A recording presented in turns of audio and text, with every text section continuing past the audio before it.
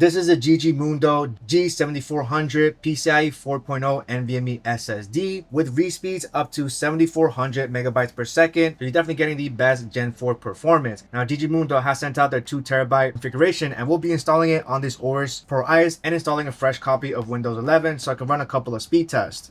Now, inside the box, we have our Gigimundo G7400, which is your standard M.2 2280 form factor. Another important thing to know is that this is a single-sided NVMe drive. You can tell because all the components are on the top, and on the back of it, it is completely flat.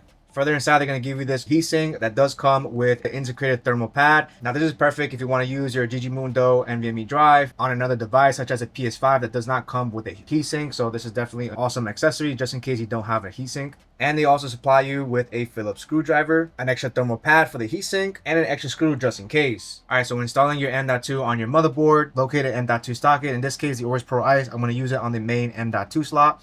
So thankfully this has an easy latch system where I can easily take the heatsink cover out of the way. You want to make sure you match the notch to the M.2 socket on your motherboard, and then you place your NVMe in an angle. Now, since this is a single-sided NVMe, if your motherboard has any type of rubber pieces or additional thermal pads to increase the height of your single-sided NVMe, make sure you definitely use that so you have maximum contact pressure with the heatsink. So all I do is push this down, lift this tab up. Now, your motherboard might have screws to screw it in place, but this motherboard makes it very easy. And then I can go ahead and grab my heatsink cover. Of course, remove all the stickers, revealing your thermal pad. That's very important.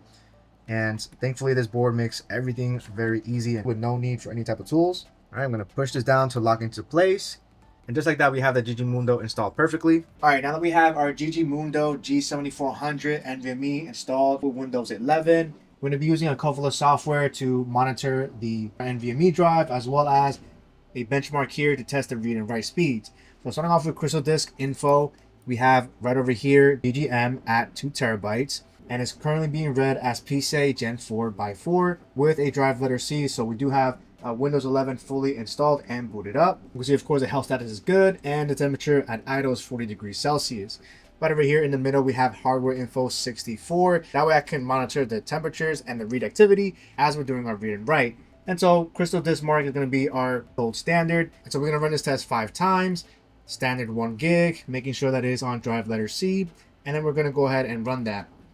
All right, here's the results here. We can see for the sequential read and write, we have 7,300 megabytes per second with a write sequential speed of 6,300 megabytes per second. So you're definitely getting the advertised read speeds up to 7,400 megabytes per second, which is almost the max of Gen 4. So that's really awesome. And we can see over here the random read and write speeds. This is definitely a great expected performance out of an NVMe drive.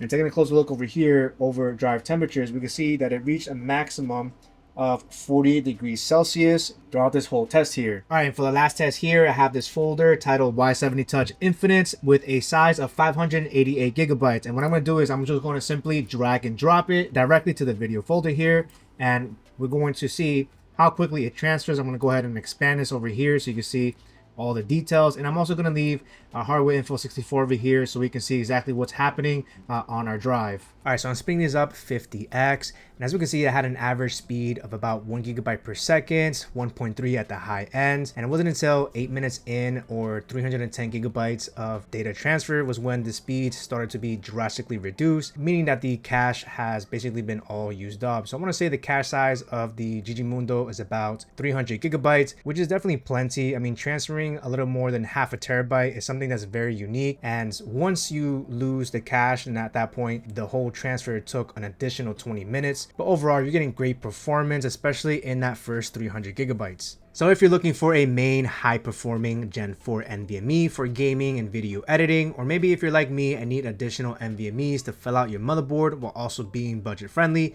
then I definitely recommend checking out the Gigimundo G7400. I want to thank you guys so much for watching, and I hope I earned a subscribe from you. I'll catch you guys on the next one. Firewolf out.